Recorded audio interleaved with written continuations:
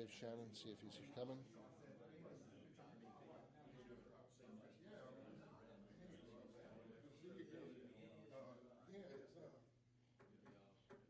She had the stars when I took some pictures. Oh, yeah.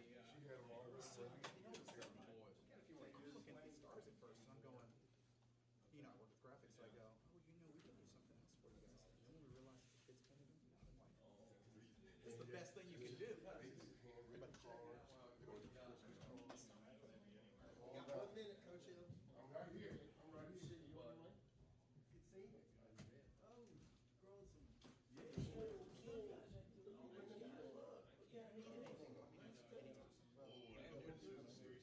I know, that's when I saw it on Facebook, I saw the pictures. So if you're ever in a situation where you need something rushing, and we'll donate that stuff. Yeah, absolutely. Yeah, my and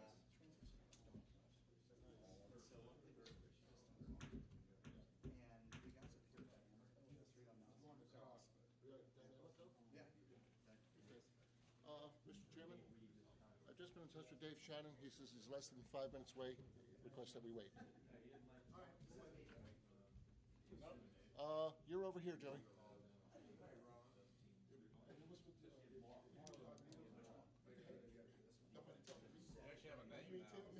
Did you see you have your name tag? Nameplate? Someone sent me a picture. I did. Yeah.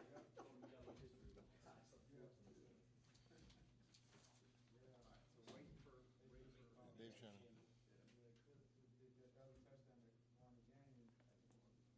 We're doing a bid with Alpharetta right now. They gave me three days with no information. All right. So we called them up and said, can you just give us a little more information? They want us to redo, instead of just doing the banners for the light shows, they want us to install them. And remove them and have a price in case something bad happens. We have to come back out. I'm like, wow. So I had to find out who I can get to do it and remove it on a one-price deal. And do I need a truck to follow behind and all sorts of stuff? So yeah, because if you're in the road, you need something with the Georgia DOT to be able to legally block the road. So I begged them. In the future, I mean, I can't bid on something without knowing the information. So, but it's okay. We figured it out. And sent it literally this morning, and it's due by 11 o'clock. But I told my staff, because they were worried about it, I said, you know what? Works out. If it doesn't, it doesn't. God provides. Right. Don't worry about it. I said, I'm not worried about it. Why are you worried about it? I have a staff member who's This is bigger. Wow. This is bigger. She goes, I'm worried you're going to think I did something wrong. I said, I'm the one who told you what to do. It would be my fault. It's fun now. That's good.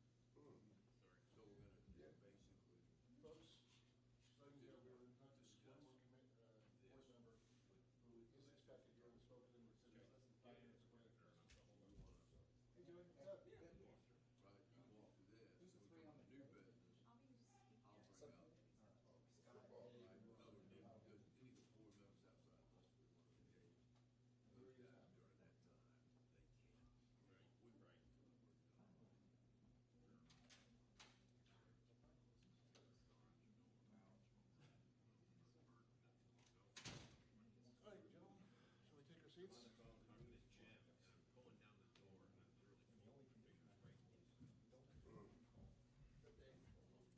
Mr. Chairman, Dave, you're on the other side.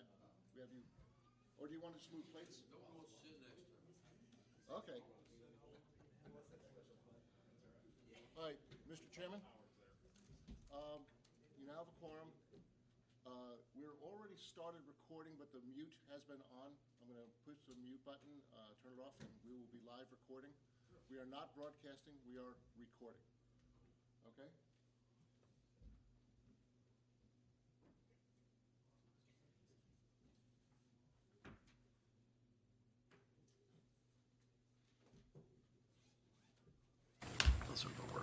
Okay, call to order for today's Parks and Recreation Advisory Board meeting. Roll call, Dave Dooley. Here. Joey Costanzo. Here. Sue Recutt. Not here. Ron Hill. Here. Scott Stusky. Here. Dave Shannon. Here. All right. Mr. Chairman, Sue Cook contacted me, and she has a situation that will likely prevent her from being here. There is a possibility she might make it later in the meeting. Okay, Awesome. great. Okay? Thank you. All righty, I'll rise for Pledge of Allegiance. Pledge allegiance to the flag of the United States of America and to the republic for which it stands, one nation, under God, indivisible, with liberty and justice for all. All right, now we have selection of the secretary for the meeting, since we elected to do a rotation. So, does any volunteers? Mr. Chairman? Yes. One thing I've done to hopefully make this month's process a little better, I've created and handed to you a cheat sheet that will make it Yes. easier for whoever's taking the minutes to just follow along, circle who's made motions, and just take notes. So hopefully this is something that will be helpful to whoever is your secretary. Any volunteers? Really? Only because you didn't show up last meeting. Well, I nominate Dave Shannon since he was the last one here. Yeah, I think that's a good. I'll second it. Second that motion. All right. All in favor? This meeting? Aye. All right. Welcome aboard, Dave. Dave, do you want me to take a minute and just take you through that very quickly? See, or can you figure it out? I think I can figure it out. Good deal. If not, it's recorded. All right, approval of the meeting minutes from October 16th. Anybody have any comments, changes? Make a motion to approve the minutes from our previous meeting. All righty, all in favor? You have a second, sir? I'll second Oh, it. second, yeah, sorry. I'll second it. All right, all in favor? Approving the minutes? Aye. All right, minutes approved. All right, just make these notes here. Today's agenda should indicate that that was the 16th, not the 18th. Yes. We have to have the approval of the meeting agenda. Approval of the meeting agenda for today. Yes. So Scott, you had a change. So, in today's agenda, under approval of minutes, it should read October 16th and not 18th. Other than that, I would make a motion to approve the meeting agenda as amended. Okay, do I have a second? Approval of meeting agenda, I'm not seeing where you're seeing October 16th. You recorded as the 18th. 18th. Should be the 16th. Should be the 16th. That's correct. Second the motion. All right, all in favor? Aye. All right. I'll get that corrected on the copy for the files. Thank you. Okey-doke. This agenda approved. Public comment. Doing a little bit different now that we're trying to be more in line with how we're supposed to run these meetings and for all the committees of the city of Milton. Public comment is a time for citizens to share information with the Parks and Recreation Advisory Board and to provide input and opinions on any matter that is not scheduled for its own public hearing during today's meeting. Each citizen who chooses to participate in public comment must complete a comment card and submit it to the Parks and Recreation Director. Please remember that this is not the time to engage the Parks and Recreation Advisory Board in conversation. When your name is called, please come forward and state your name and address for the record. You will have 5 minutes for remarks. So does, Mr. Chairman, we have no public comment at this time. okay, great. And Thank I you. ask all of you to speak into the microphone so it can be recorded, okay? All righty. All right, so next item is committee reports. First up is Hopewell Baseball. Hopewell Baseball. So, Hopewell Baseball, with a little bit of prodding from Jim, the Hopewell is putting out shortly the registration dates for the spring. With Jim's help, we'll be looking to play in Forsyth County, presuming we can recruit, or they can recruit enough people to fill out the league. You may remember in the fall last year, we had a underwhelming participation. And so we ended up not running the fall league, and we're hoping that we can in the spring, only because I don't think there's room for them if they all decide to go to Wills Park. So the biggest objection has been people don't want to travel out of Milton to go play baseball in their Milton program. And so we're going to do a little survey for the fall people to see where did you go, what'd you do, and then start the spring, where they're going to start the spring sign-up. So that'll be happening shortly. Is there a minimum that you're looking for? Yeah, so we've had a number of conversations, right? So to make a league, you really need 4 teams to make it work, or otherwise you're playing less games or double headers every week. Yeah. So we're hoping that you can get 4 teams in an age group and combine age groups if we have to. But I suspect it won't be the normal, if I was predicting, it wouldn't be the normal spring-sized program, because a number of people are just not in that mood to drive up Route 9 to Fowler or Midway. Gotcha. Anybody else have any more questions? Is there any reason why they can't play at North At North, Park? because there's no fields there. Oh, We don't there have, isn't. we don't have access to those fields. Those are all softball fields, and they'd have to be set up differently for playing baseball. Plus, Okay. they're being used by City of Alpharetta for their programming of girls softball and adult softball. Okay. And they didn't play nice. They wanted to charge, last year when Jim approached them, they wanted to charge us a exorbitant fee to lease their Huh. field. Now, the baseball teams travel anyway for away games, right? Yeah, but not in the league, not in the rec Not league. in the league, In the rec okay. league stays in Wills Park for the most part. In Mills. Okay. And typically, the Hopewell baseball program, majority of it is recreation level. And that would be go up to Bell Park and play ball. But obviously, Bell Park's not there. So we have attempted to come up with an opportunity for Hopewell baseball to create as close to the Hopewell experience as possible. It's not going to be perfect, but it involves the decision of the parents to be willing to travel for spring baseball. And that would be all the coach pitch divisions, which is 4 through 8, would be up at Midway Park. 9 and 10-year-old baseball would be at Hopewell Middle School. 11 and 12 would be at Fowler Park, and then 13 to 15 would recommend we sign up directly with Wills Park. That's always been the smallest division as it is, and they wind up playing against Wills Park anyway. After some discussion between Scott and myself and Ken Sisson, we agreed that to make it a viable effort, even if you combine 7 and 8s, combine 9s and 10s, and so on, you need to have a minimum of 40 kids in an age group, even if it's a combined age group. Right. 40 kids, 10 on a team, and that makes a viable program. Anything less than that is not viable. But I believe the Hopewell Youth Association does understand it's important that we make the effort to try and offer programming to the city. Okay. So, question. So, what's kind of the cutoff date of when you guys would make a go or no go decision? Sometime late December, probably, I'm guessing. Late December, maybe, because you might get a flurry of people after December. Perhaps you wait till like the first week of January, something like that. Yeah. But again, playing away this season may feel differently. We may not, you could play a few less games. Perhaps you may have to, just because the time you lose. Like in the younger age groups, they're used to starting at 5:45. Well, you can't start at 5:45 and be You at can't Midway. get there. You can't get You there just at can't. 5:45. Parents aren't going to get there, so we're going to push the games back, which will cause less games per night. So the whole league, the way it looks, plays may be different, a little bit schedule-wise. We need to get people signed up first, see where the interest is, and then they can decide what they're going to do. for fields in the spring? Well, that's what we're talking about. This is spring. Oh, this is for the spring. Because normally spring baseball tryouts third week of January, and we're practicing in February, and we're done by Memorial Day.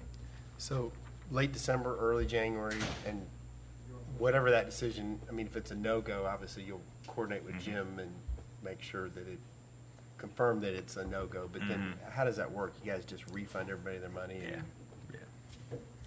tell them to go elsewhere. Yep. Okay. Yep. Hey, Sue. Hey. Anybody else have comment on Hopewell baseball? Okay, thanks, Scott. Veterans Memorialization, Coach Hill.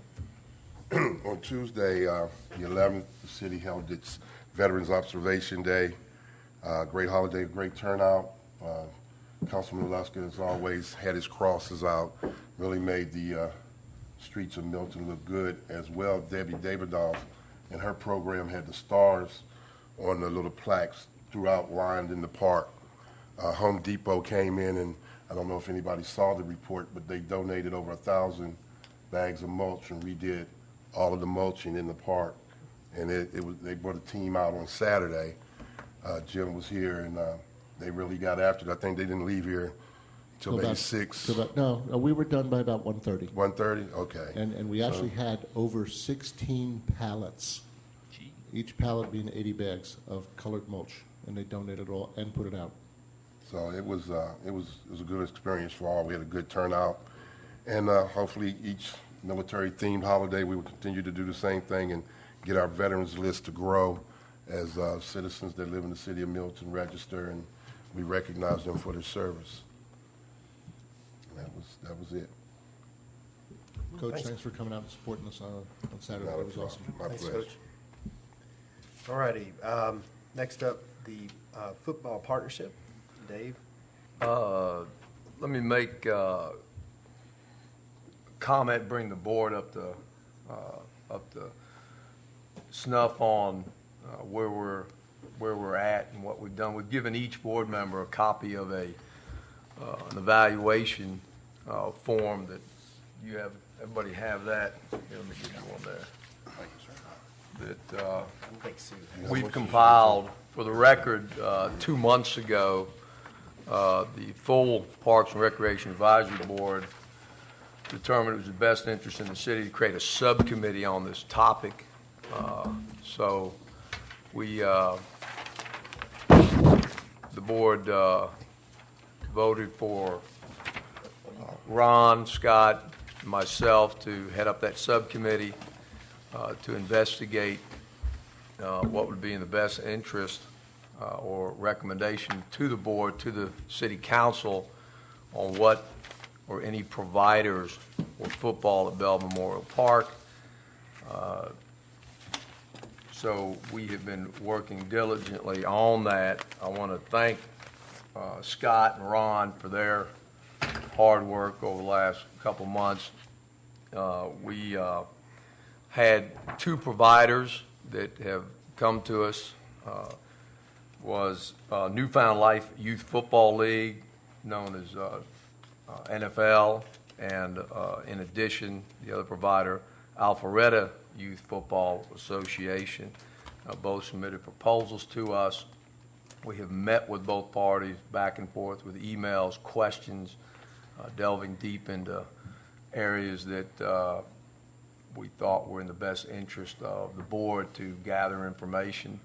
So through that process, and I also want to thank Tim and your staff, and also Bill and Rusty with AYFA for looking in your interest in expanding youth football in Milton in light of the new fields coming online at Bell Memorial Park.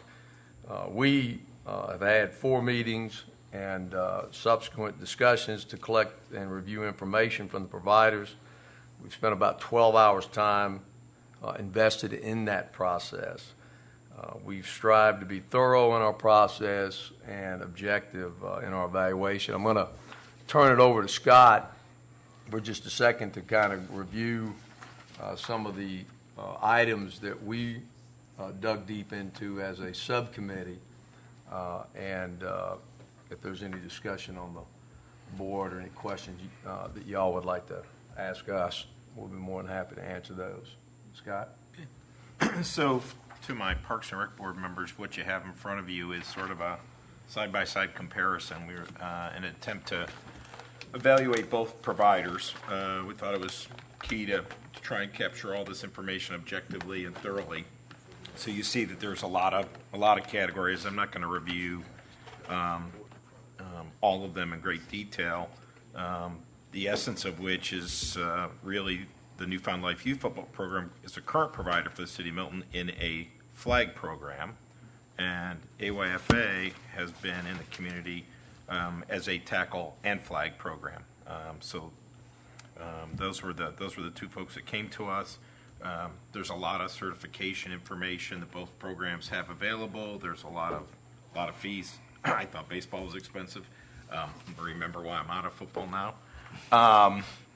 And then there's in the back page, really, items 10 and 11 kind of speak to what the current situation of their programs are, what the needs are for both their current needs for both programs, as well as what they'd anticipate for future needs.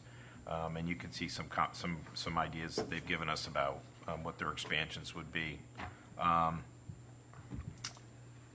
Questions for those of you who haven't been deep in it? Dave or Joey or Sue, Mark?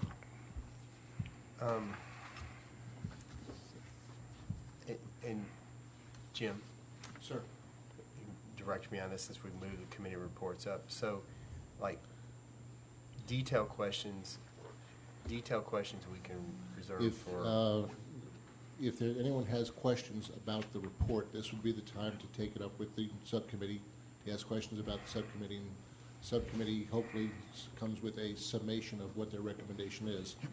And then any discussions with the program providers would come if this board chooses to take up under new business a discussion on tackle football. Okay. Cool. So, in your research, what did you find in terms of like the mix between City of Milton residents and Alpharetta residents, like with AUFA and then the NFL program?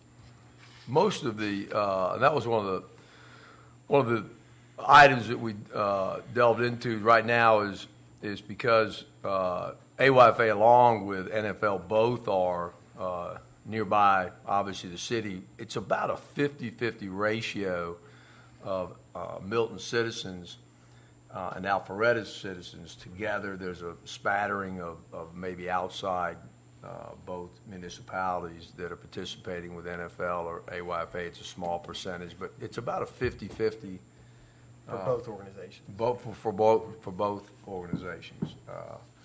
And when we get open for discussion, if we need to be corrected on that, we can. But that was our findings, is that it was about a 50-50 ratio. And in terms of expansion for the NFL program, did you ask if that expansion was coming from people moving over from AYFA, or if that's new folks that have never played? It primarily, any move would primarily be in the history of the programs, football programs that some of us on this board have been involved in, has primarily, so again, a small spattering of people moving new into the area that would participate. But for the most part, since AYFA has been the prominent program in this vicinity, most of those youth that are currently participating at NFL or at AYFA, our findings were is that most of them, for example, with NFL would now have a choice. So the citizens would have more of a choice to decide which program they want to get involved in. This is not, for us, not an either or. It was rather a more of a history and more of a, who's more equipped to handle the influx of what we would need as a city as far as running the program itself and participating and using the fields, at Bell Memorial for the new grand opening. It would be more of offering choices for the citizens between which these two programs, as far as that goes. Do I understand that, what you're asking me? Yeah. Yes, and then a little bit more into that. The choice, at least for tackle football, are both programs. I mean, I know how AYFA works, but with NFL, is that do you have to make the team, or is that just I can sign up and go play tackle football? Well, inside their organization, kind of like AYFA, some of the discussions we had is both of them have recreational participatory. Both of them would like to see an expansion of what they call D1 football, which is an offering for the better athletes to move quicker. That is more of trying to make a team. But even if they didn't make the team, they were moved down to what's called their D2 level. So every youth here in the city of Milton would have the opportunity to participate at one of the programs with inside NFL or the other, and the same thing with AYFA. So both programs are looking to expand, obviously, over the years to come as time passes with more citizens moving in the city of Milton. But they will have both parties and providers have made it clear that their plans are both to expand. Right. Now, does AYFA have D1? They do. They do have that in, I think it's a select age groups. I believe it was, I don't know if we mentioned it here on the program. I think they've got, if I'm correct, 1 or 2 teams now, or have had it in the past and are looking to expand in that particular area. And I know they had it in the past. I just didn't know if they had it now. Yeah, I believe, and when we open it up to the providers' discussion, we can clarify that. But Okay. my understanding is there are, I thought we mentioned that, Scott. Did we? I don't remember that. I don't if see it's it. in there now. Okay, I don't know if we. We can cover it. But Okay, then- we'll cover it. And then on the NFL program, existing today for tackle, do they have D1 and D2, or what's the mix on that? Right now, currently, and I think we've got that here under current program overview, NFL 3rd and 4th grade tackle, 5th grade Division I tackle. So they've got one team, I believe, is a Division I tackle program. Okay, I got you. Okay. That's all the questions I had, at least for the committee. Anybody else have any questions for the committee? I may have some questions, and I know I'm new, sort of. Ages 6 to 14. What is, at some point, I'm noticing on the NFL it says 3rd, 4th, 5th. What is ages 6? That's what?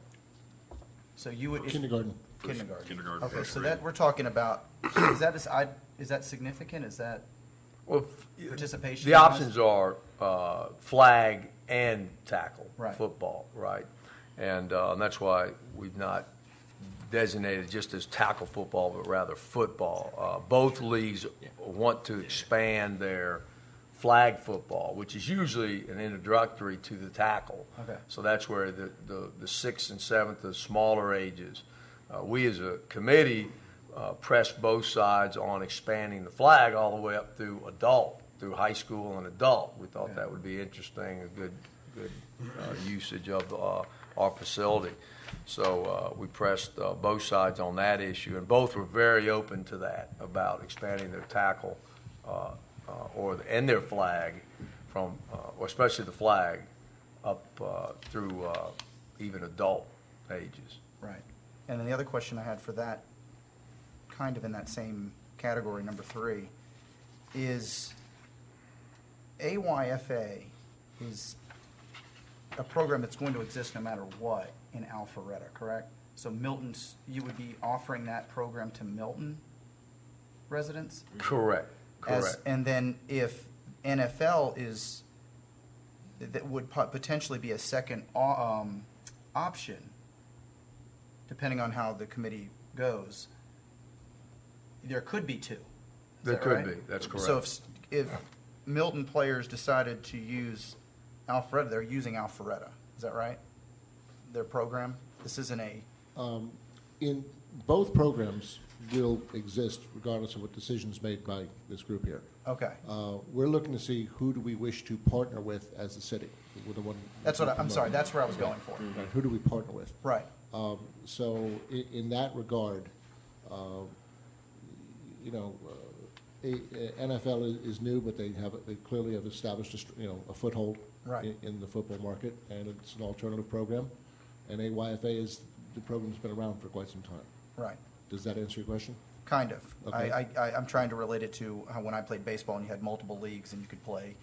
If you were a little better, you played on one level. And I understand the D1 stuff and stuff like that, so I'm just trying to relate it a little Think bit. of D1 as your travel baseball Right. and Okay. D2 as your rec baseball. The other thing I was curious about is in the board of directors area, is that a significant, why is that something that needs to be a part of a line item, or is that, I'm not, It was more of a historical finding of both leagues. For example, because AYFA has been involved for almost 25, 30 years with the city of Alpharetta, we wanted to see what that link was, the relationship was. Okay. And the reason we were looking into the board itself was to find out what roles are played by each board member, responsibility, whether it was safety, accounting issues, finances, equipment, who was better equipped at this current time to handle a large influx of individuals, and how are they set up organizationally. And that's what we delved into on the board. NFL being a recently new program, right, that's out there, is currently building that process, right? And so that's what we wanted to look at as a subcommittee, to look at the history Right. of how matters that may come up into the future. How does each organization handle those situations? So that's what we delved into there. is there any particular item that, since those of us that aren't on the subcommittee, you'd want us to focus on a little more now before we, I can't think of any. No. no? Rob? Okay. I can't. I did have a couple of questions. I hate to be the only woman on the board and bring this up, but does NFL have a cheer program? Currently, they do not. Okay. I don't know if that's a big consideration. I know among some that is, but just curious about that. Also, going back to what was recently brought up on the board of directors, how does NFL come to make its decisions? How does it govern itself? And right now, there's 3 or 4 board members. It's tightly knit group right now with the idea of, because again, they've got 2 third and fourth grade tackle, 5th grade division teams, so 3 teams. I believe 1 flag currently. I'm sorry, 4 flag teams currently. So at this particular point, because of the size of the membership they have, they don't need to be as large as AYFA is, and that was the reason. But their plans are to expand during that process, just like AYFA did in its early stages. Okay. And the final point, going down to line item 15 on the second page, in consideration of the MOU that's been established between Alpharetta and Milton, and what type of research, or are we in the process of doing research as to whether or not that MOU would be affected? It says it may be affected. I think that's something that we need to absolutely answer before we give consideration to maybe any other line item, because I think that could jeopardize a lot and affect other programs that are offered between Milton and Alpharetta. And we agree as a subcommittee, and that's why we delved into that particular subject of what is the relationship now, for example, AYFA with the city of Alpharetta. I'll just start off by using them as an example, that currently, because of the history of being there so long and the city of Alpharetta's relationship with AYFA, they're not paying any type of common area maintenance fees and things of that nature. However, they have contributed from a capital campaign of when the city had requirements, or not really requirements, but requests or things that needed to be improved on there at the park. The AYFA has stepped up and helped out, and they can get into, if we have questions as a board, can get into things they have done working with the city. And we had those discussions also with NFL, saying that the city of Milton, because our makeup is different, younger, and that there'll be other issues in the future. Both sides were open and willing to look at whether it's part of using registration fees, if they need to be, or non-resident fees, or again, making contributions from from a capital improvement aspect. Both sides, as we discussed with them, were willing to work with the city. Once the city determines, and I guess that'll be done at the city council level, what, if any, fees are required for common maintenance, because we don't know yet. Is that right, Jim? That's correct. And if I can clarify one point, Sue, to address your question, do we know if this would affect the MOU? No, we do not. Alpharetta has taken the position of Milton move forward and make the decision that best serves Milton. There's been no direct or even implied suggestion. So when we say that there is a potential to affect the MOU, we have no direct evidence other than the recognition that the purpose of the MOU was to try and partner where possible, and instead of building what the community needed, and so Bell Memorial Park, instead of building all more baseball fields, we added 2 rectangular fields because rectangular-based sports are the sports that are growing. And that's where the design shift came that way. That same philosophy was part of the intent of the initial creation of the agreement. Now, nothing in the agreement prevents us from doing our own separate football program. All right? There's nothing that prevents it. And again, I want to emphasize, no one in Alpharetta, either publicly or even in private discussion to me, has suggested. I am looking at the intent of the agreement of the partnering of the cities. And if we do go out there, we would have to be prepared that this could, but no one has directly or indirectly suggested it will affect. We have to recognize this is what happened when we entered a partnership. If it becomes an issue, between the 2 cities, I'm sure this would be discussed at a level above my pay grade. But, it is something that, 3 years ago we entered into a partnership with the city. And that's something we have to be conscious of. Hey, I got a question. But again, no one in Alpharetta has said that. I didn't ask when we started this. Is AYFA a city-run, or is that a private organization that's contracted through the city of Alpharetta? It's private, it's not city. So both of them are private. It's like Hopo. So the city of Alpharetta really can't do anything if a private company gets contracted out somewhere else. That's a good point. Correct. So they can't. It has no bearing on our agreement with their city, Yeah, and again, there's Legally. right, yeah, there's and nor with Mr. Lester's group. correct. Just talking about, shall we say, potential hard feelings or mixed feelings about, are we building partnership or not? Right. That is something that could come up. Right. No one has expressed to me that it would or will. But we have to renew this We did every year. We did, it's a once-a-year renewal, and it is a discussion that we sit down, Mike Perry and I, and we come to discussions on what were the out-of-city fees that had the opportunity to be collected between the 2 cities, from Alfred residents coming here and Milton residents going there. And then we discuss overall how the relationship is going, and we want to continue, and Mike and I then make our own agreements, and then we take it up to our respective city managers, and, it is discussed at that level and then agreed to. I can confirm to you that we have agreed to move forward again with this for next year. So, and that renewal is based on December 1 to November 30. What did we pay the city Alpharetta last year for Last our year or- residents last year or participate this- in their or this year programs? that- Or this year that's coming up now. The most previous year. Well, I'll tell you what, I'll take in historical perspective. First year was $325,000. The second year was $316,000. And this year, the number was, I believe, 326 and change.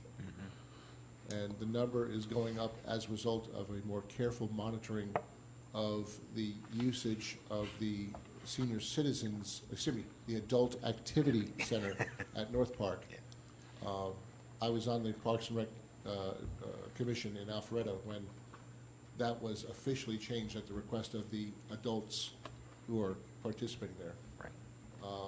And so at the Adult Activity Center, it was discovered that that's 44% utilized by Milton residents, and that had not previously been factored in, so that's why the number went up. That's all programs in Parks and Rec, not just football. That's everything. Yeah. That's everything. Yeah. Football accounted for about 38,000 of that money. Thanks, Jim. I had just another question that kind of popped in my mind. So I could do the math kind of in my head if I know the number. So what's like kind of the average number of people you carry on a tackle team? Well, each league has the options inside their charters that they have inside their association. But the typical is around 18 players is what they try to break, where they get the participation up is what they're looking I for, got you. being a recreational type program. Yeah, so I was just doing some rough math. I mean, so AYFA has approximately 300 players in the tackle program, and they want to grow to 8th grade tackle. So that might, I don't know how many teams that would be. We can ask when they present. Just trying to get the overall size of where that program's headed, and then NFL will expand to 4 or 5 teams, which could be roughly, if that's 5 teams, maybe just under 100 people. Correct. So just trying to get the magnitude of. That's their anticipation over the next 12, Right. or this next season that we're talking about on the field usage. Okay. Great. Any other questions for the committee? So, just one more question. I don't know how, well, let's say it. I'm going to make an assumption, which is probably not the greatest thing to do, but in making an assumption, it seems like there's some pretty, I don't know, it seems like the NFL version of this league has some pretty good teachers here, just going to say. I don't know enough about the football program in Alpharetta. I've got 2 little girls. They're not playing football. They're tiny. Women are included, by the way, in Women are tackle included. football. Just curious, and I have to take this under, what seems to be a better program for the children growing into this sport? So I'm taking away what the possibility are of some of these other line items. Is Alpharetta a good program? I'd have to rely on some of you guys because I don't know anything about it on that level, on whether the kids are growing. Like I've seen with some of the lacrosse things I have seen, and the kids join certain programs do seem to excel and move forward. And the same thing with some volleyball that's here in the local area where they push the kids that are doing really well. Is this program driving kids to be the best at this, or is this? Go ahead. Yeah. I mean, I can comment just from my experience. I had 2 boys go through AYFA, and the experience, great experience. I mean, they grew, they played football in high school and all that kind of business, but there's a variable with volunteer coaching. Right. I mean, all the coaches go through training, and so sometimes you get a really great coach that has a great coaching style that he adjusts to all the kids. Right. And sometimes you get a coach that might be kind of locked into one style that's not the best for all the kids, and then Right. those kids might have a bad experience, might not renew into the program, but that's just the variability of a volunteer Right. organization that happens in baseball and all other sports. Sure does everywhere. Well, I mean, it's recreation football. Right. And it's what you're looking for as a parent. But at the end of the day, I mean, what we're getting ready to sit here and decide is what we want for the city of Milton to have its own identity. And those things coming in, regardless of the provider, this is going to be City of Milton's football program. And we have to think about that going in the future, of what's going to be identified with the City of Milton, as well as, I mean, the experience, like Mark said, it's going to be varied per kid. There are opportunities in leagues out there for the more advanced. We also have to take into consideration the feeder system that affects that age group in somewhat. And there's a push for middle school to start football again. And you're going to have to, that's going to come up in the future. Yeah, the reason I was asking is I've seen kids in the soccer level leave the Rush program, whatever that, Georgia Rush or whatever Yes. it was, because it wasn't giving them the desired. We had one coach. We had 3 coaches quit before we finally had a parent that stepped in who never played soccer. But I think on the what other we level, I've seen where in the Sticks program, the Eagle Sticks program for lacrosse, where it's being run by a program top down, everyone's being taught in a certain way. The coaches are all teaching the same process in the same way. I'm seeing it excel as far as people joining this league. And so sometimes there is you want the parents to say, hey, this program was great for my kids. Look how they learned. They grew with their friends. That's bonding. That's a little different than dropping out because you had a bad coach. So it's just No, it's a something great, to throw Joey, in. that's a great question, and I think if you'll go back, look under the coaching, item 5, Certifications they have to do. was probably the biggest thing that, where we did spend a lot of time at, and we felt, I can speak for the subcommittee, that we had pluses we put on both sides, but I think volunteer programs, as NFL will tell you, as they expand, AYFA as they expand, most of the time even their board members are made up of parents that either currently, most of them I would say are currently playing in the program. It's very difficult to get people to volunteer their time when their children aren't involved. The reality of it is. So both providers that gave us information as a subcommittee are putting in a process in place, as you said, from the top down. Right. A good example.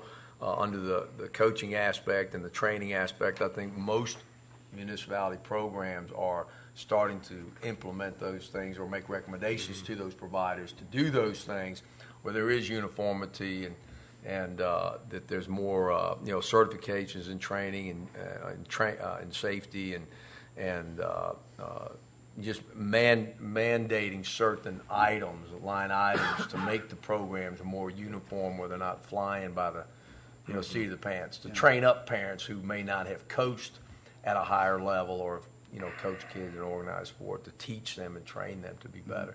But you do have, I've been doing it for over 30 years at the high school level all the way down to recreation level, and I can tell you that for the most part, even the high school today is bringing in community coaches, not because of not using teachers who are social study teachers and never played the sport, because they're teaching of participating in a particular sport as a coach.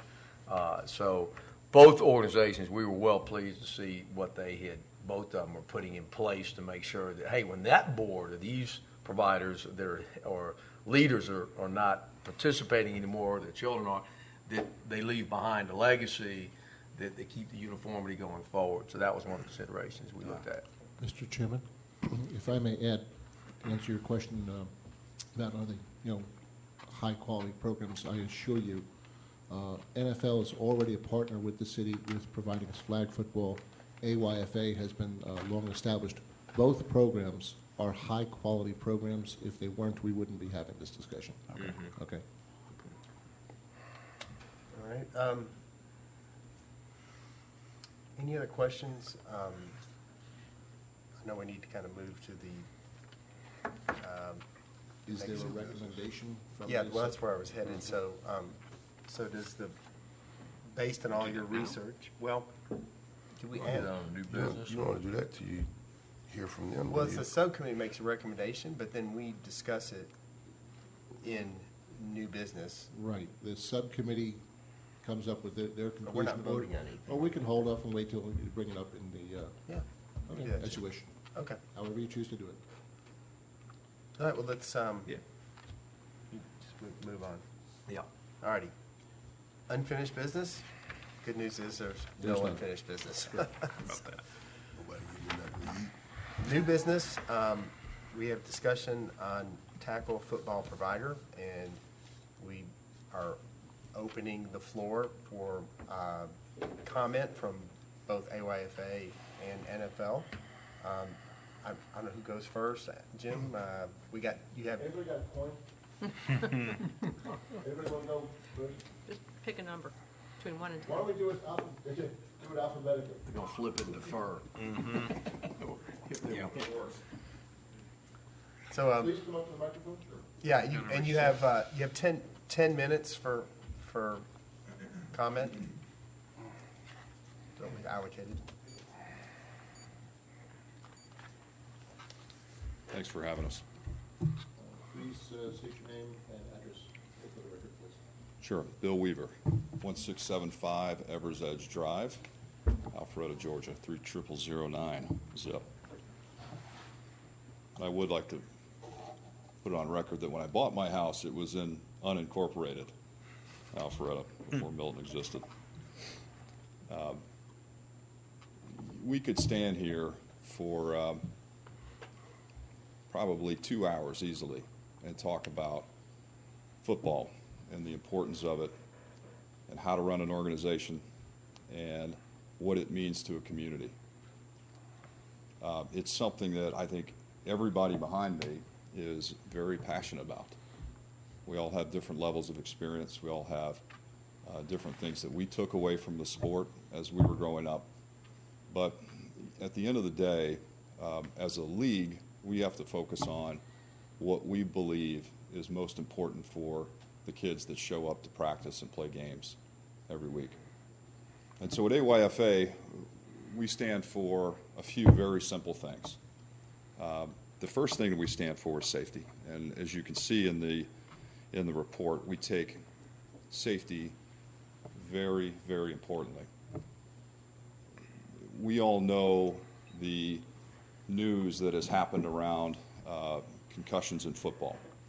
And we have lots of parents that are concerned about those kinds of things. And we want everybody to know that we're very concerned about it as well, but we don't just talk about it. We do a lot about it. We have several hundred kids in our organization that go through baseline testing so that we can determine whether or not they've actually sustained a concussion. We have coaches that are trained on the sidelines that are not football coaches, they're safety coaches that are there to observe any abnormal behavior or look for any incidents that could cause concussions or injury. They pull those kids to the sideline, and we have a test that we can administer right there on the sideline to determine if we have a safety issue or not. We go beyond that. We train our coaches. We take the time to put them through not only the fundamentals of football, but how do you recognize what could be serious injuries or illnesses on the football field. So everything from concussions to heat illness to first aid training for broken limbs, etc. All of the unfortunate things that can happen when kids are out there being physical. So safety is our number one value, our number one area of focus. The other is fundamentals. Our coaches go through a fairly significant amount of training, and I think you made the point earlier that this is a volunteer-based program. We're very fortunate in this program that we do have a lot of great dads that come through this program with great experience. A great football experience doesn't mean you turn into a great coach. You've got to be a man and a leader to these boys, and that's really what it comes down to. We spend a lot of time training coaches on X's and O's. We train them on the fundamentals of how to run a practice, how to plan for games, all of the things that you might expect a coach to do, but at the end of the day, these coaches are mentors to boys. I can tell you nothing about my youth football experience as it relates to wins and losses or numbers of touchdowns, but I can tell you who my coaches were. And I think that's true for a lot of guys that play this sport. Experience. We want these kids to have a great experience, and we want them to have an experience where they get the opportunity to play regardless of their skill set. We have minimum play rules in our league. Every kid has to have a starting position, and as a coach, you're responsible for developing every single player on your team, not just the kids that are great and are going to score the touchdowns for you, but that kid that's going to learn how to make that block on the edge, or that kid that's going to learn how to tackle when he's got a running back coming straight on at him. Those are the experiences that we want these kids to learn and be a part of and feel the power of being in a team sport. And the last thing is that we focus on is having fun. It's not a game if you're not having fun.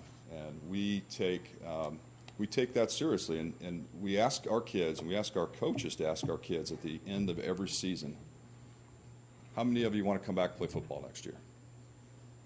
And if all your kids don't say yes, which we understand for lots of reasons, kids aren't going to come back and play. But if your kids don't all say yes, we need to ask why. And we need to know why. Because if it's because they weren't having fun, then we know we've got some coaching decisions that we have to make for the following year. So we take fun as importantly as we do safety and everything in the middle. It takes a lot to run a youth football league, as you see on the report here.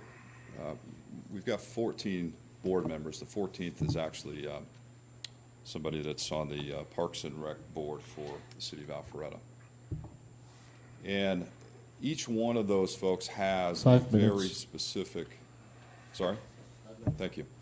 Each one of those folks has a very specific set of duties. Everything that's on here is owned by a board member. Player safety is owned by a board member. Equipment's owned by a board member. Field allocations is owned by a board member. Coaching administration is owned by our athletic director, and the list goes on. It's a very comprehensive organization, but it's not just about 14 board members. It's about the 200 people that actually are part of our league that volunteer to help out in lots of different ways. We have parents that help out as player safety coaches, as team moms, as team dads, as administrators on teams. So when you end up with a football league the size of AYFA, you end up with hundreds of volunteers that have to know what to do, have to be managed, and have to help us present to our kids the opportunity that we want them to have. And so it's a big undertaking. We take it very, very seriously. And quite frankly, I think we have some people that every football season probably lose some personal revenue because of all the time that they're spending working with AYFA rather than on their own jobs. I'm constantly amazed by the impact of youth football on kids and what it means to a community. I strongly believe that this is the most important community program that we have because of what I believe that football can do for kids. When it comes to self-esteem and building character and teamwork, these are life skills that you'll never lose. And so football is something that I believe must stay relevant. And as this area of our county has changed over time, AYFA, although we've been around for actually 40 years, this is something that we see happening and we are ready to evolve with. AYFA is ready to expand who it is, what it does, as well as what we're named. This year we moved away from the Eagles. We gave all of our teams NFL and college names, which actually was a lot of fun.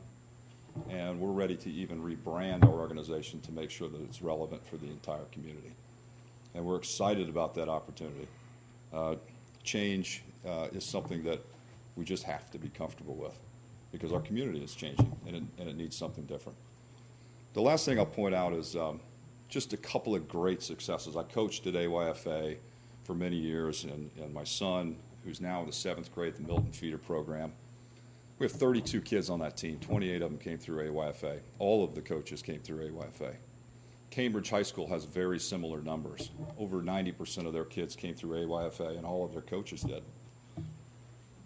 Those are the two best 7th grade teams in their division in the state right now. Milton is undefeated, playing in the semifinals this week against a team that we've already beaten, and Cambridge is undefeated as well and will likely win the state.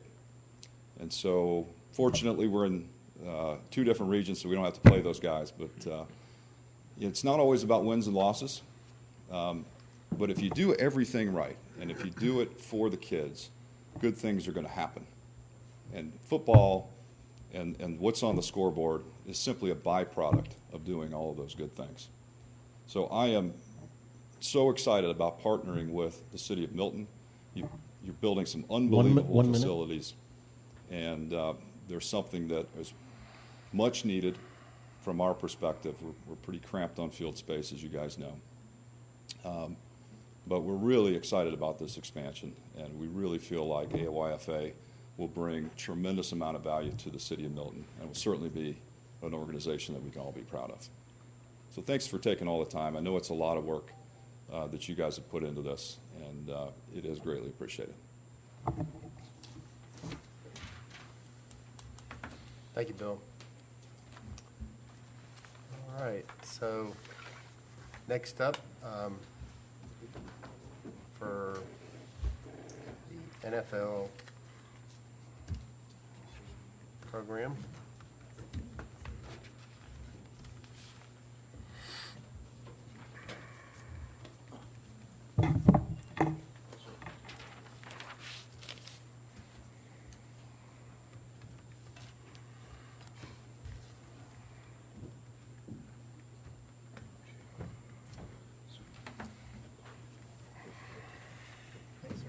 Since I ain't been around for 30 years, I'm going to give you guys a book on who I am as a person. So I think it'll be important for when you make your decisions. Okay, great. I got it. There you go. Perfect. Yeah, so my name is Tim Lester. I'm president of NFL Youth Football. Actually, about 8 years ago, I read a book. And this book was talking about how football changed this community. And during that time, I was on my way. I was moving to Georgia. And I was buying a house in South Atlanta, South Fulton, actually.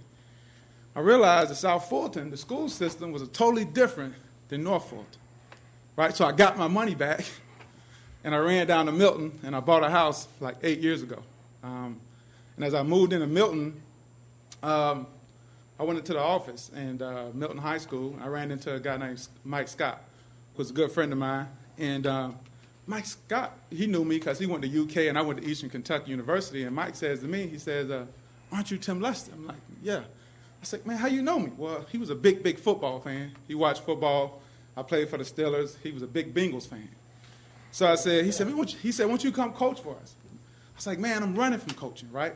I ran from coaching. I had coached over in the NFL Europe, internship with the Buffalo Bills, spent my whole life playing football. I was kind of burnt out. And while I was sitting there, Mike eventually convinced me to come coach at Milton High School. So I spent 3 years coaching at Milton High School. I spent 1 year with the feeder. And then I started to coach at AYFA. I coached 2 years over there with my son. But during that time, I got burnt out again. So I walked away from coaching, and I went into the ministry. And I traveled around the country, and I would talk to young people about life choices. And our goal and our slogan was, we're not born winners, we're not born losers, we're born choosers. And basically what I would do, I was going to these schools, and I would inspire young people to stay away from alcohol, to stay away from drugs, to stay away from bullying. And so I did that for about 3 or 4 years.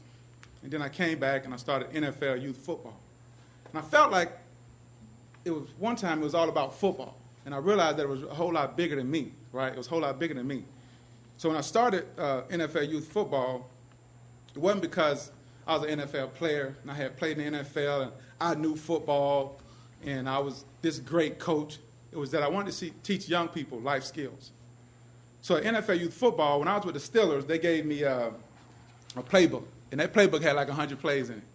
And they said, if you learn every one of these plays, we'll win the Super Bowl. Well, I learned every play, and we went to the Super Bowl, and we still lost. We played against the Dallas Cowboys, and we lost, man. Neil O'Donnell threw 2 interceptions. Man, I was upset about that. So I said to myself, if I'm going to coach football, teach the game of football, I'm going to be a life coach. I'm going to teach these kids life lessons because they love the game of football. I love the game of football. It taught me so much. So we came up with some plays for NFL Youth Football. And one of the plays, our first play was, we're not born winners, we're not born losers, we're born choosers. And basically inspiring these kids to make winning choices, and not losing choices. And just because your mama's a winner and your daddy's a winner don't mean you're a winner. You have a choice. And so we empower these kids to make winning choices. Our second play in NFL Youth Football was whose house? We'd always ask the kids, whose house? And we'll make them own that house. And they would say, our house. It's our house. Wherever we go, if we play like it's our house, we'll win. And also I added to that where I would go into the schools and I would talk to young people. And we would always remind the kids that this is your house. Protect your house against all the bullies and stuff like that. So we would teach our kids that this is your house. Protect this place like it's your house, you know. Our third play we talked about with these kids is America is diverse. And we had to realize that Milton is changing, you know. And I just did a presentation at Birmingham Falls Elementary, and I was talking about, hey, my kids are Haitian, right? But they're not proud of who they are because we don't make them feel comfortable. So I had to inspire and motivate my kids. Hey, it's okay to be who you are, to be Latino, Mexican, don't matter. America is diverse. And those are things that we teaching these kids. See, it's a whole lot bigger than football. And the fourth play was we brought in NFL Play 60. NFL Play 60 is a program that's nationally been around the NFL, been around for a while, and talks about 60 minutes of activity. 60 minutes of activity a day, keep the doctor away, talking to kids about eating healthy, making right choices for his food and stuff like that. And that's kind of our whole branding, what we're doing right now at the city of Milton. And we got a year-round program, and we actually impacting a lot of kids, just to let them know. And our fifth play is Clear Eyes, Full Heart, Can't Lose. Last year we started with 18 kids and in a flag program, and we won the championship. This year we got a tackle program, we got 4 flag programs, and we just lost last week going into 5 minutes. Okay, going into the end zone with 1 yard left, and we lost. But I taught those kids all year. I taught them, if you have clear eyes, full heart, you can't lose. Clear eyes, full heart, you can't lose. And I would say clear eyes, full heart, and they would say can't lose. And the whole year they never knew what I was talking about. And what I was teaching them, if you focus, right, if you pay attention. And the biggest problem we got with coaching now is the kids really, when they're small and they're 8, 9 years old, the attention span. So I realized if I can get them to focus, right, for a few minutes and give it all they got, they can't lose. So I would say clear eyes, full heart. They'll say can't lose. And when they were talking and out of bounds, they'll stop and they'll come back. See, we got to teach our kids something bigger than football. See, football to me was a platform to get here today, to talk to you guys and to share with you guys about who I am and what my program is about. But to me, these kids in the city of Milton are a lot more important to me.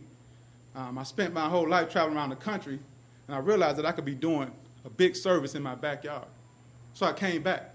And that's why NFL youth football was started. It's not started because of the National Football League. It's how I went from the NFL to the NFL, from the National Football League to a newfound life.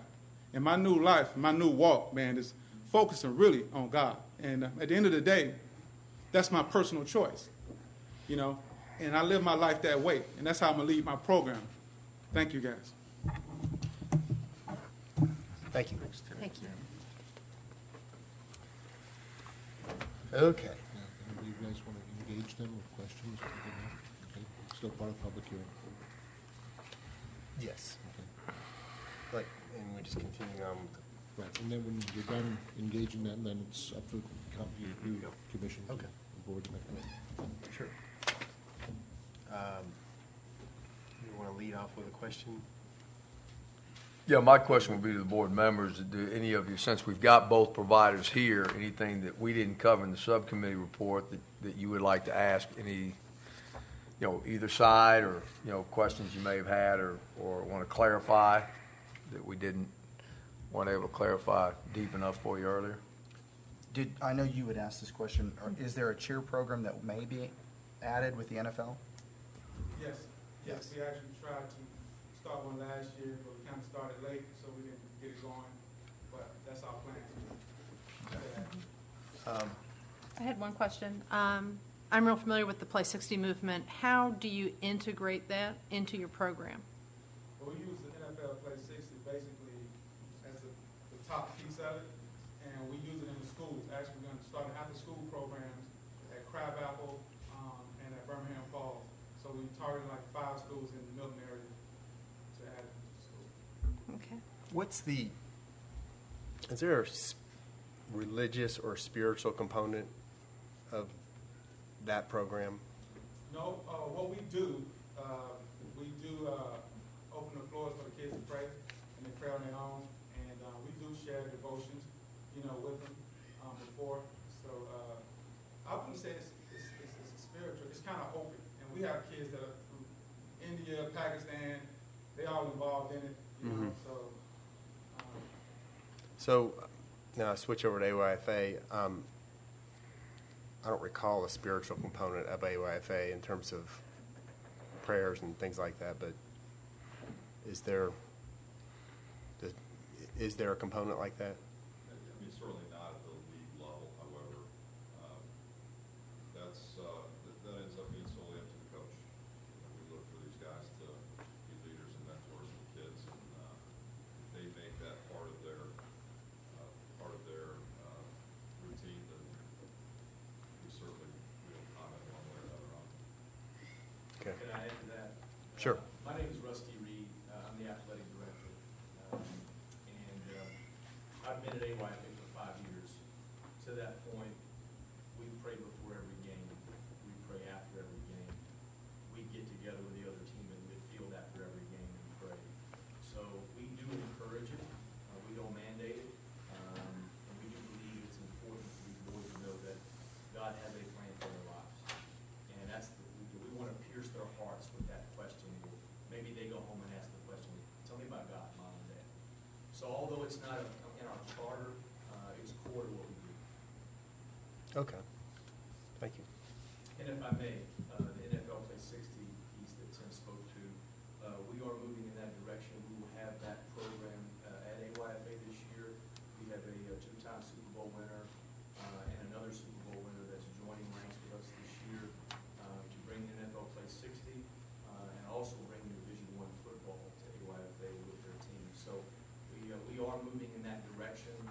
I think the gentleman on the left here mentioned he was speaking to community coaches and dads and sort of the value of having great teachers like guys like Tim who do a great job with the kids teaching them the game of football.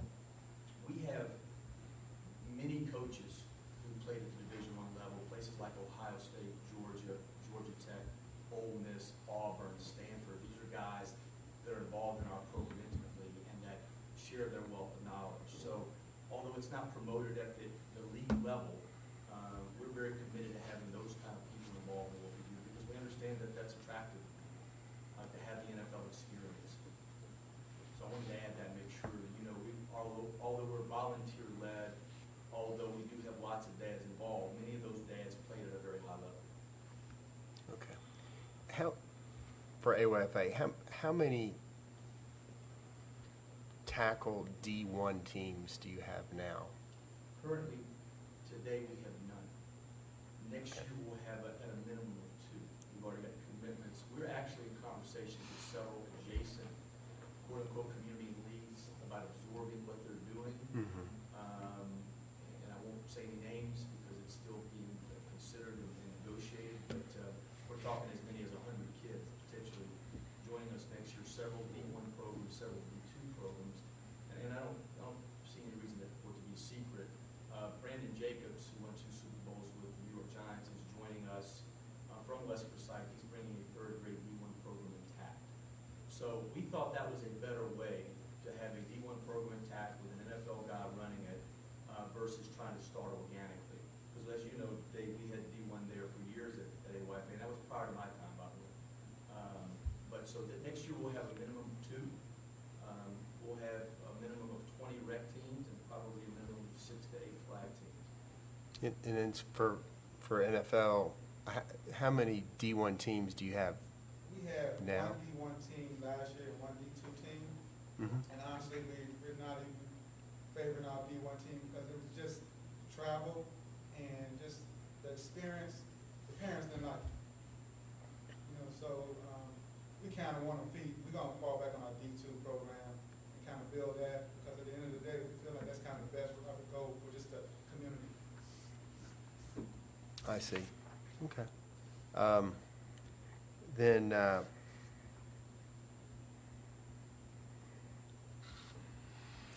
on fees, I'm trying to understand fees a little bit better. I know we had our committee look into this.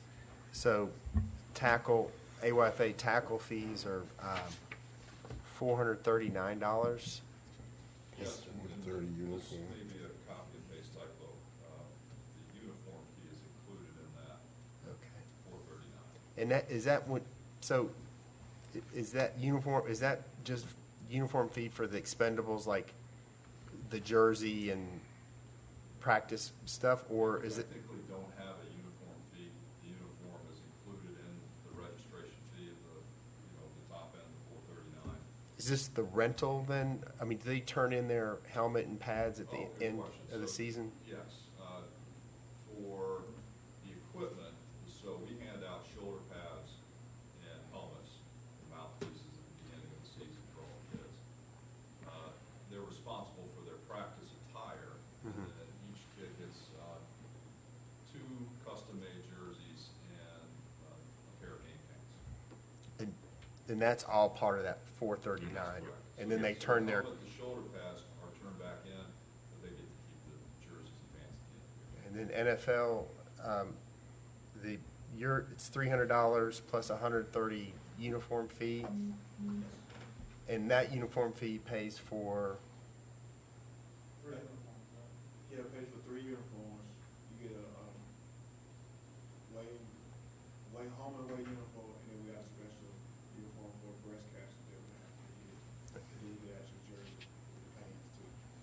And they get to keep their own uniforms. and then they have to purchase their helmet and shoulder pads above and beyond that $430? Yes. And how much does a typical helmet, shoulder pad combo cost to purchase? Well, you got outfit based on our radio sales guy that we work with. You got outfit a kid pretty much between $100 to $140. Okay. And that's good for 2 years, and after that second year, you need to recertify. Okay. Thank you. Other questions? Could both sides just make a quick comment on the expansion of the flag program, right? We keep talking obviously about tackle, but your intentions of expansion on flag, just for the record of taking it further as far as what your goals are. Well, with us, the flag was a core of our program. We started out with 2 flag teams last year, and then with those 2 flag teams, all 18 of the kids came back to the program. So this year, we added the two more flag teams, put K through second, and then with the leaders played in, we added a 3rd, 4th grade flag team. And based on just response of the kids that coming from both levels, we probably will see a lot of them kids go back. And these introducing kids that never played football before. You got 3rd graders that never would have considered playing tackle, but they played flag.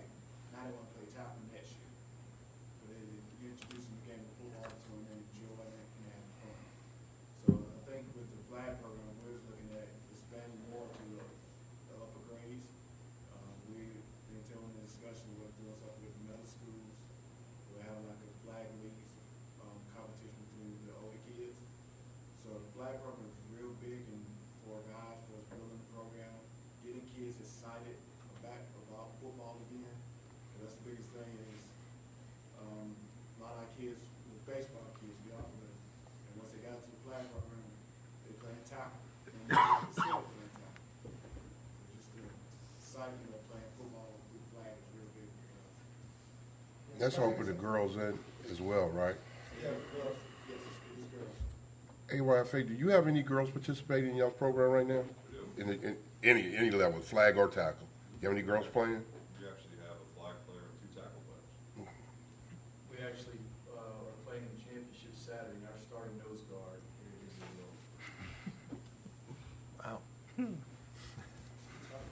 I'll let the, She have no problem getting lunch money in school. You wanna Is eat she that? getting any interest from colleges? For the, I would echo that relative to flag, that same sentiment. The thing about football is, it's not one size fits all. Our interest in expanding the flag program is kind of twofold. One is relative to, an alternative to tackle. Obviously, with the expansion of D1, we're really trying, I'll be honest with you, we don't like the D1, D2 terminology.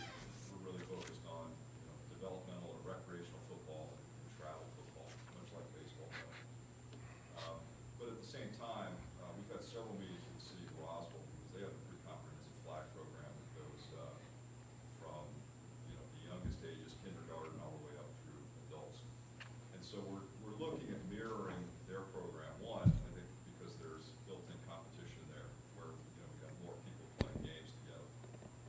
And two, we've got a lot of feedback from parents that, would like to see an alternative to tackle at the older age groups. And so to us, football is football, and it's important for these kids to get out there and learn the skills if they want to continue to play the game. So we're very excited about expanding that part of our program to the older age groups. And quite frankly, we've had a lot of coaches say, hey, we'd like to play some flag football too. So we've had discussions about adult league and mirroring what the different cities are doing around this area. for the, my fellow Parks and Rec board members, item 13 and 14, not that you didn't think that we didn't talk about this, but since the decision of the subcommittee was to recommend a provider and worry less about how are we going to create the contract for it, we left these areas blank, so it's not that neither party had it. It would have to be defined a little bit. Some of it may be new, some of it maybe not, from agreements that we currently have. But as Dave said, both organizations said that they would certainly make reinvestment monies back into the program. So I didn't want you to think that that was blank on purpose, or it was blank on purpose, but now you know why. Tim, just because we never captured this from you, and tell us a little bit, just briefly, about how who runs your organization. I know you and Charles do a lot of great work, but talk to a little bit about your board and your organization and how it would grow and what it is and how it would grow. Well, for as right now, it's me, it's Charles, and my wife. My wife actually is one that kind of manages and organizes everything. And we basically, we're looking forward to grow and add people to our board as we grow as a program. Right now, we've been kind of keeping it small and tight, and we've been pretty successful with it, but we don't have the massive numbers. But we are prepared to add people to put on our board to help us grow. We're new at this. We've been doing it. I've played football my whole life, but to be honest with you, we're always looking for people to get on our board and help lead us. Thank you. So, if there's not any more questions, this might be an appropriate time to ask the subcommittee, based on all the discussions that you've had and all your research, what are you thinking? Where are you? Yeah, thanks, Mark. And I think that first I want to again, say to Ron and Scott, thanks for time and effort we put in over the last couple of months.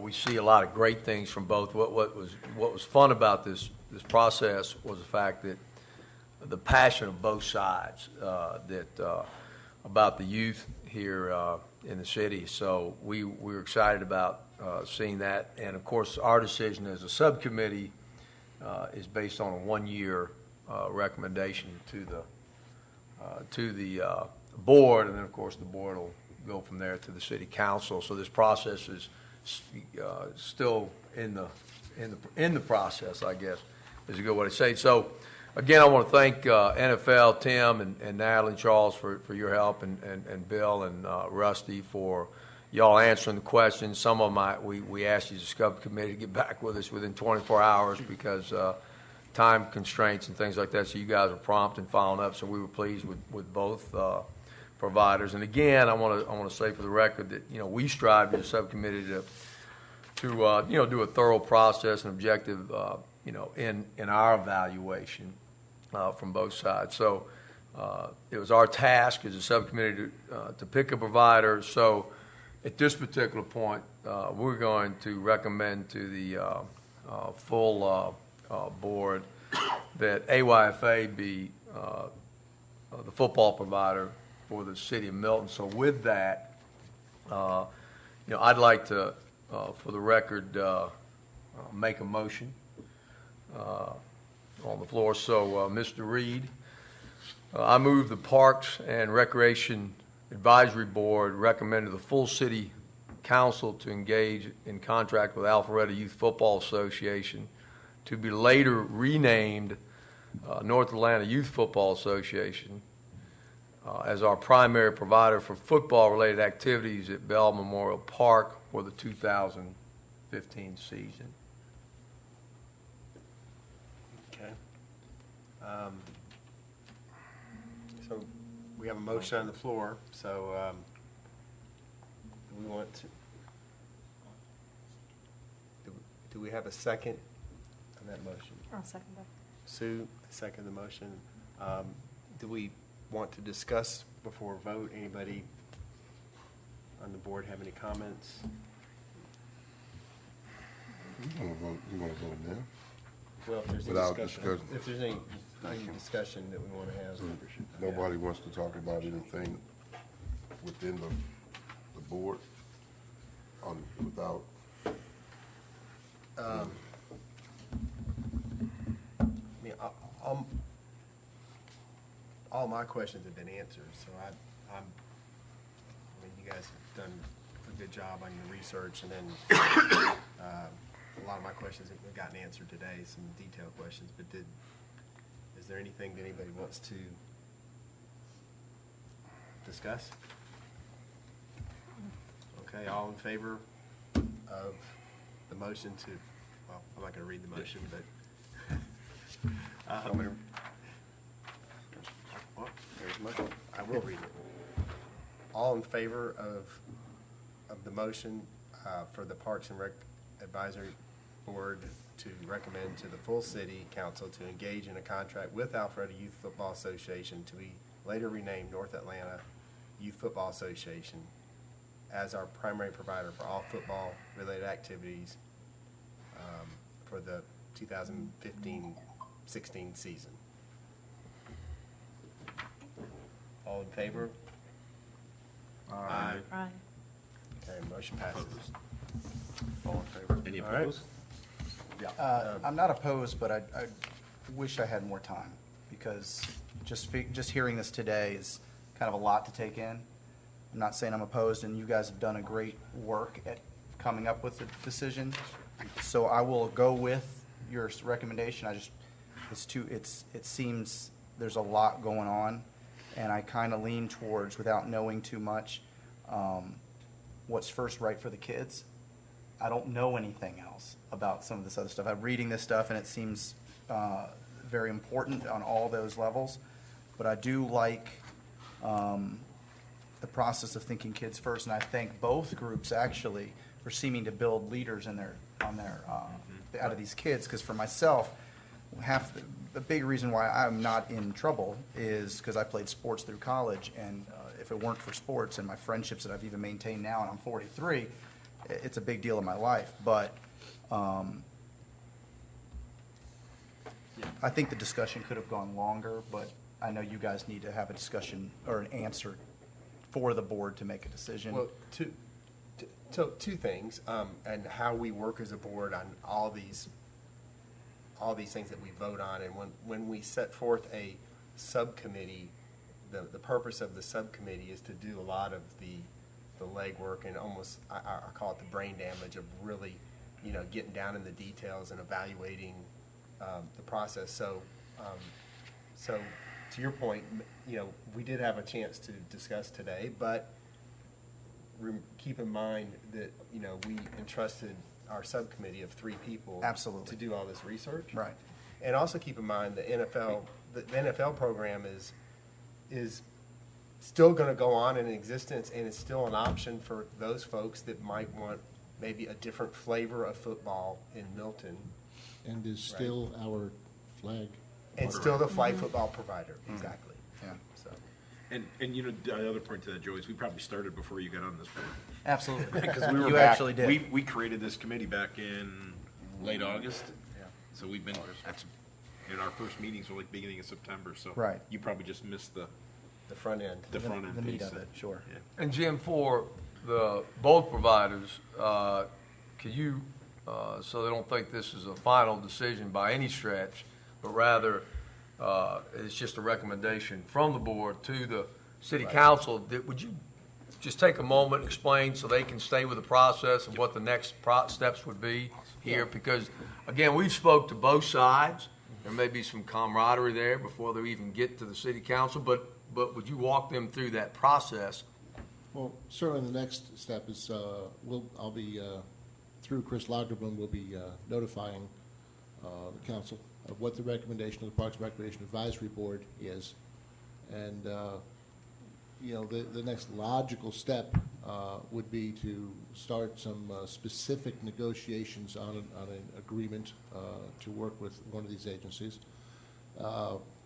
And there will be time as we're working on that such agreement, and I suspect that any council person who has concern about it will raise that concern through Chris.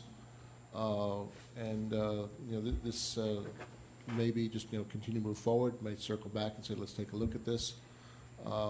Ultimately, what will happen is probably sometime in the next 1, 2, 3 months, I would be presenting to City Council a contract to, you know, get into an agreement. This is, again, with all respect to all 7 of you, it's Parks and Recreation Advisory Board, and my job is to get you guys to give that advice to us and try and move forward. Council doesn't necessarily always go along with the recommendations of staff, so you know, it is still somewhat fluid in that process.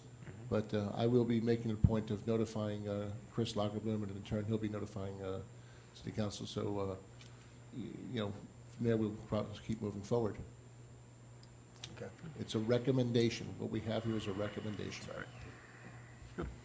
Jim, I have a question. Is this a Yes, ma'am. contract that is renewed on any type of basis? Is it? All contracts that the city has are on a year-to-year basis.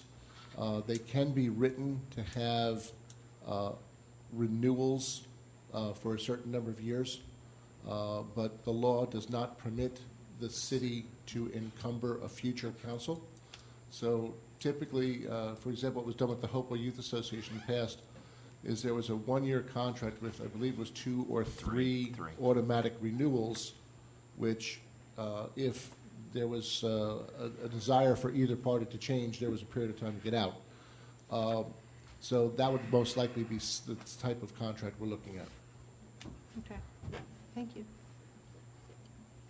Okay. All right, so next on the agenda, city. Can I just take a minute? Yep. And I'd like to take a minute and genuinely, first of all, thank Tim Lester and Charles with the NFL and Bill and Rusty with AYFA. I know this has been very protracted. It's we tried to take this very seriously in respecting both of your organizations. You know, I know both. I know you guys, and Tim, you know how much I appreciate what you did for my son. And Bill, obviously I know the work you've done, and hope you feel the respect coming from us as well. And thank you for participating in this. We tried to make this as open as we can. And I also would like to thank the subcommittee, Dave Dooley, Scott Stahusky, and Coach Hill for your diligent work. I know how much you guys put into this, and it's really important, and I appreciate you. Thank you all. Yeah, thank you. All righty, on to city staff reports and communications. Bell Memorial Park update. Construction continues. I don't know if any of you folks saw the latest video segment, the video blogs we've been putting up on how to build a park. This is one where we have video from the drone that flies over the park. I'm going to be going out there a little later today and taking some pictures, but I'm told that we're starting to see signs of the concession stand and things that were going up there. We moved a lot of dirt. I have an email I wanted to share with you folks. Came from Matt Falstrom, who is running the project for the city. He says there was a buried treasure we found left for us by Fulton County. It ran from the gravel parking lot by the concession stand, parking lot under the concession stand, and all the way into the outfield of both Field 1 and Field 2.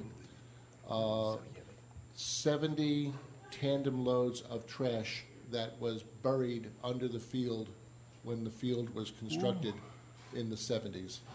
And it's amazing that there had never been sinkholes developing. Wow. But, you know, I personally am not surprised. I've always suggested you guys be careful when we dig what we find. But it was obvious when Fulton County built the first space, which was a football field, ironically. As they pushed dirt and they knocked down trees, they just dug a pit and dropped everything in and just pushed dirt over it. So the new construction will not be that way. It's taking out, again, 70 tandem loads of rotting trash and bringing in dirt and trying to make it right. What do they do with it? The rotting trash? Yeah. That generally goes to a landfill up near Ball Ground. Can you send a bill to Fulton? Not at this point. Not at this point. Gotta prove it's their trash. Y'all can pick that up somewhere and put it here. But, you know, work continues. And so far, we are ahead of schedule. Jim, that was just rotting stumps and stuff when Yes. they cleared the land. It wasn't Yes. household trash. It No. was Just trees and stuff that instead of being hauled off, they just... Yeah. I'm going to backtrack just for 2 seconds on football. Bill or Rusty, if you wanted to, just walk up here to the mic if you would. Just on the football real quick, Jim. Sorry, Jim. Very quickly, we just want to be on the record that we have an express interest and desire, and have for some time, to partner with this organization. We have had some conversations prior to last year, and we got very close, but they were too far along in registration, and it just didn't work. So we don't want to perceive this as any sort of win-loss situation for either organization. We have a desire to do something with them, and we'd like to. And again, can that happen? Will it happen? I don't know, but I think it's important that the subcommittee, the committee knows that we think there's strength in numbers, and we think we can do more together than we can apart, because we are recruiting the same kids. And it can get hairy with parents and recruiting, and I'm going to promise you this, and I'm going to promise you that. So we would love to partner with his organization. We have a lot of respect for what they've done over there. So I think it's important that that's on the record. Awesome. Thank you very much. United we stand, divided we fall. Thank you. I'm hungry. Hungry, I disappear.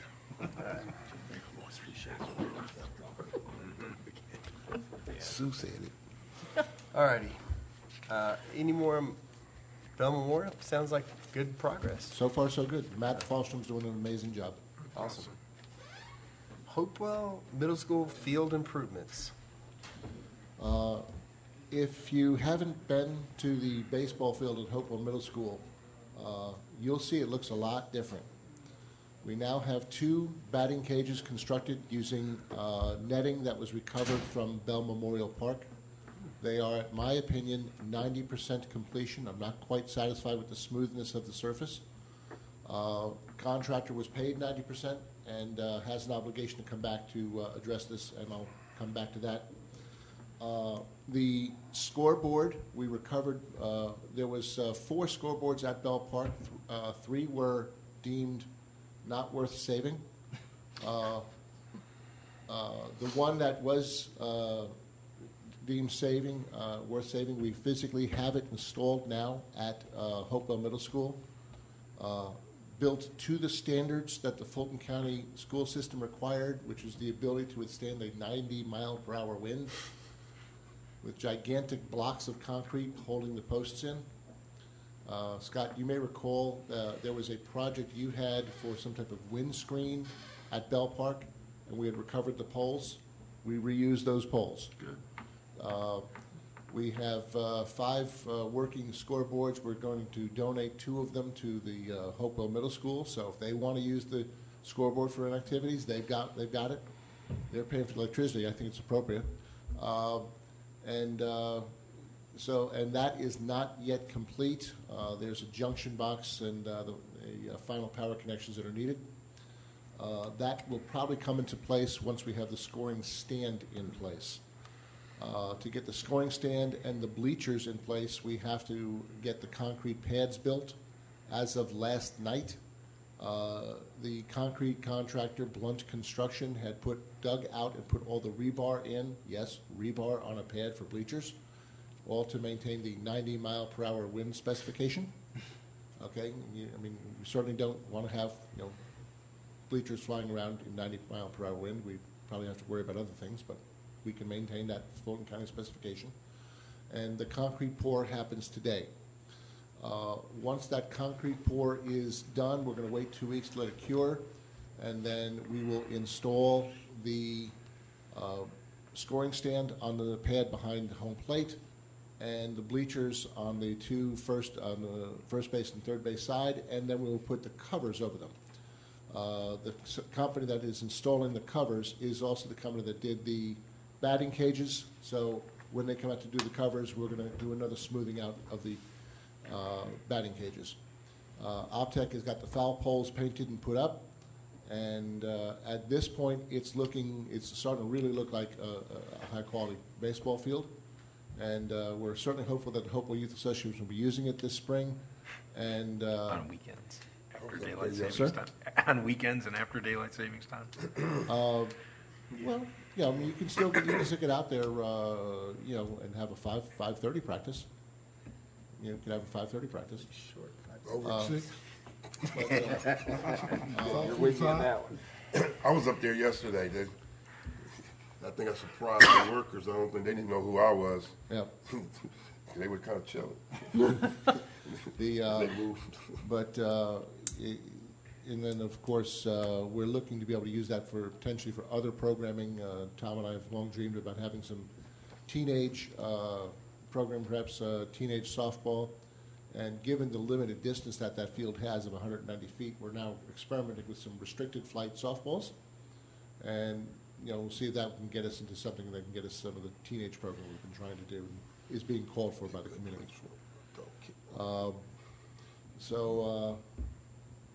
Everything's in process. Nothing's complete. Hopefully next month I have another better report for you. Jim, can you give ask you this about Hopewell? Are we doing anything? I'm sorry. Are we doing anything to the rectangular field? The city? Any talks as far as helping maybe put grass on it? I mean, it's pretty bare. I was just asking because it's a field that's already there that can be utilized. Well, and we played the Dust Bowl there. It is being utilized, and that's why the grass is dead. Boys lacrosse is being played on the Hopewell Middle School rectangular field and also at Cogburn Woods. And the boys, it's really too small a field for them, but the boys are tearing up the grass. We just met with our girls lacrosse provider this morning, and he confirmed, he said, yep, and he says, girls don't tear up the grass like the boys do. It's a matter of difference in weight, the difference in play, and how it's done. And that's one of the reasons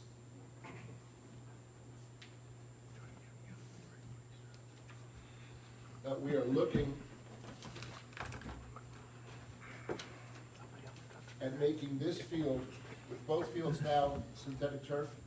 We're looking at the west field as being essentially boys lacrosse. We haven't finally decided on it, but from a programming perspective, being synthetic turf field, we will be able to put the boys here spring and fall and keep it going.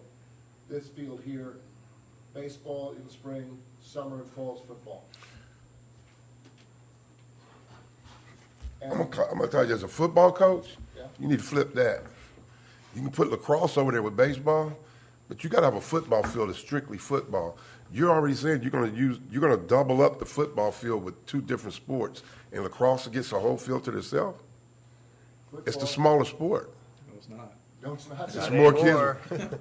No, it's not, sir. The football programming, both programs told us that they needed summer and fall programming, playing football pretty much into as So is the city offering lacrosse in the fall now? oh yes. Competing with football? Oh, yes. The demand's there. Our lacrosse program started, was it 2 years ago with 38 kids? We just did a whole bunch of meetings, but no. And already, boys lacrosse for this coming spring is over 300 registered. What is it in the fall? I think we had, was a little over 200 in the fall. Now, a lot of those kids playing football and lacrosse? From what we understand, yeah. That's what I figured. So they're playing whatever football team and then lacrosse on weekend games. Well, Because that- football and in games are during the spring, week. A lot of football players go to play football. No, I mean like the same time. Oh, the Like, same are they, time. like, do you have a middle school kid playing lacrosse on game day, like their games on Saturdays, but their football games are during the weekday? We don't Or know- vice versa? I was just asking. We don't know about that because we don't have any football registration data. So we can't look. My kids Right. doubled up in middle school in Yeah. the fall. I mean, that's the only way. I mean, I was growing, but at that rate, it's got to be kids that's playing both at the same time. Now, let's also recognize you get people moving into the city every day. Yeah, So, yeah. But yes, the projections for lacrosse for this spring is 400 kids. Just boys, or does that include That's just girls? boys. Just boys. What about the girls program? The girls' program is up over 200, nearly 250. Who's the provider for Milton? Just curious. For which program? The girls lacrosse. Eagle Sticks. Okay, yeah. Is field usage a Parks and Rec Advisory Board discussion? I mean, who's making those things? I am making those decisions. Okay. Based upon the costs taking us to maintain these programs, looking at the utilization. I mean, football right now is getting by in Alpharetta on 2 fields. So if we make a 3rd field available to them, that will help relieve congestion that they're having to practice on baseball fields. And right now, Coach made a very good point. When you take a look at the grass at Hopewell Middle, it's tore up. This is not the growing season for Bermuda. Bermuda's not going to start growing again until March. May. Spring. End of March. End of March, Yeah, And, springtime. there is no sense in investing large sums of money on sod while it's still being tore up, because the lacrosse program, once it starts, they'll go till May. And I did set aside a substantial amount of money in the budget for this year to be able to fix up those fields. Those fields are being tore up, and we need to put lacrosse where, I can't have a program that's costing $50,000 a year just to reside. Are we doing that with the city, for example, like at North Park, using their 2 fields they have, lacrosse down at their fall, and apparently, Isn't that where they are now? do they not do lacrosse down there? They have a very small boys lacrosse program. They have a 1-team boys lacrosse program, which was outsourced effectively to North Georgia Rec. Is that spring or is that fall? That's. Period. Yeah. That's it. Okay. But much like our soccer program was so small, we discontinued it this year. In Alpharetta, soccer's got, a couple hundred kids. Right. Here, we've got lacrosse. Alpharetta has almost no lacrosse.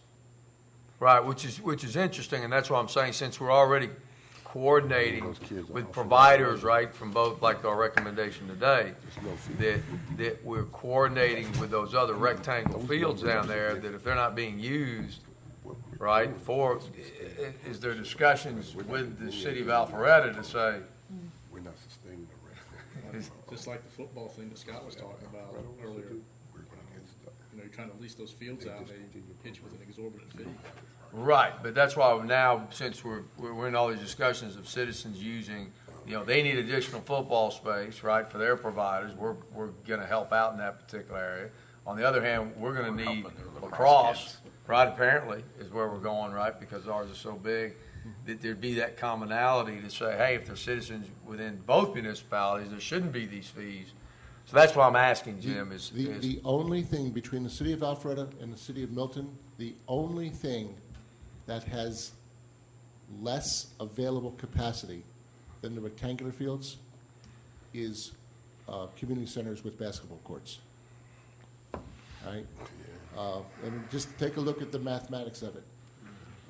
We run our basketball program in the gymnasiums of Hopewell Middle School, Northwestern Middle School, and Cogburn Woods, working around the school schedule. Alpharetta has 3 community centers with basketball courts. Overall in the whole community, right now, there are 4 rectangular fields, 2 that really are dedicated to soccer, 2 that are football, soccer, and lacrosse. We'll add 2 more rectangular fields, adding capacity for soccer, lacrosse, football. Baseball-wise, between baseball and softball, there are 4 dedicated fields going to be at Bell Park, a 5th one that's a quasi-rectangular field, quasi-baseball, and then Alpharetta has 22 diamond-shaped fields, 10 at Wills Park, 8 at North Park, and 4 at Webb Bridge. So the capacity is there in terms of diamond-shaped fields, but in terms of rectangular fields, Alpharetta uses those fields in North Park for other programming in the spring.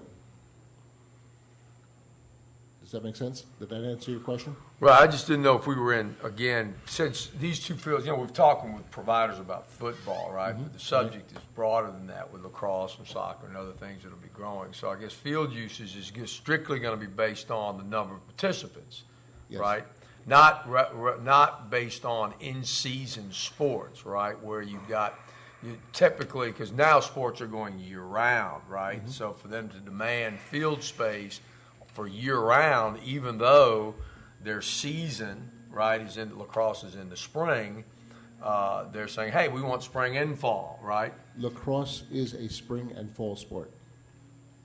Okay, at the high school level, I don't think that's true. I mean, I don't think, right? That's high school. At our level, it's a spring and fall sport. Well, but at every level, every sport's year-round. Baseball's year-round, right? I mean, if they choose to do that, but the in-season is in the spring. Am I right? I mean, that's typically that's it. You're showing your age now. They've got a fall program. In season is about dead. So that's what they're saying is it's in season is in the spring. Football is in the fall. Soccer's in the spring. Lacrosse is in the spring. Correct? No. Volleyball's year-round then. I'm just asking questions here. Right, no, we don't. I don't know about volleyball. We don't have a volleyball. Well, typically baseball is year-round if you want to make it year-round. So that's what I'm asking. Are we coordinating with? Because we're outsourcing all our things because the city of Milton can't handle, right? Because we don't have it internally, just like we're with football and other things. So if that's the case for field uses, I'm just asking if.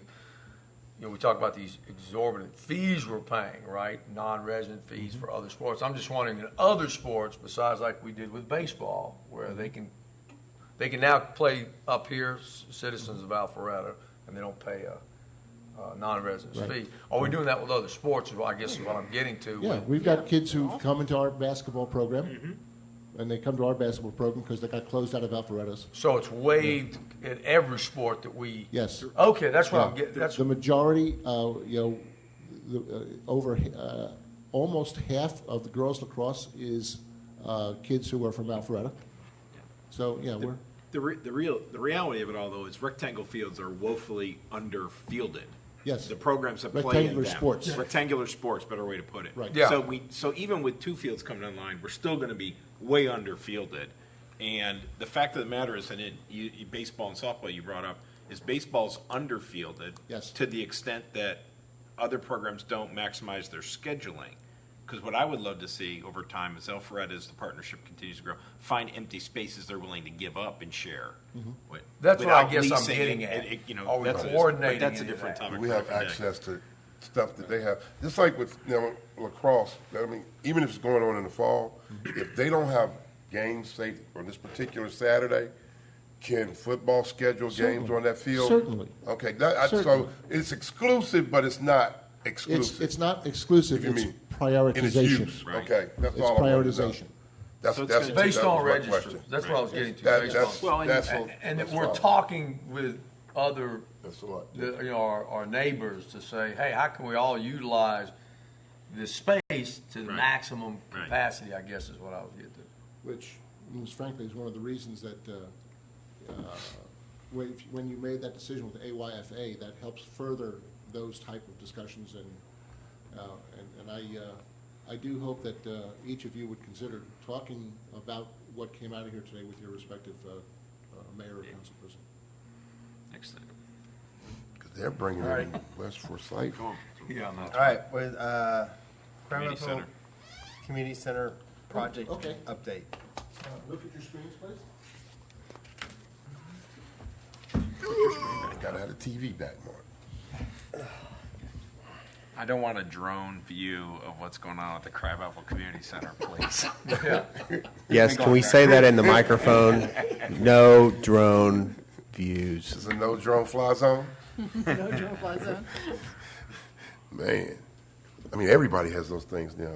Every company has I know. one. They spy There it on- is. Construction company spying on employees. See how they get their work done. Also printed out a couple. Oh, Nice house. Share. Oh, how I miss the cinder block. The aerodynamics just aren't working. I drove by that last night. It was very cool. What you were looking at, and I took this picture Tuesday, and it's already changed. But what you're looking at, the structure that is on the right, those are the bathrooms, right?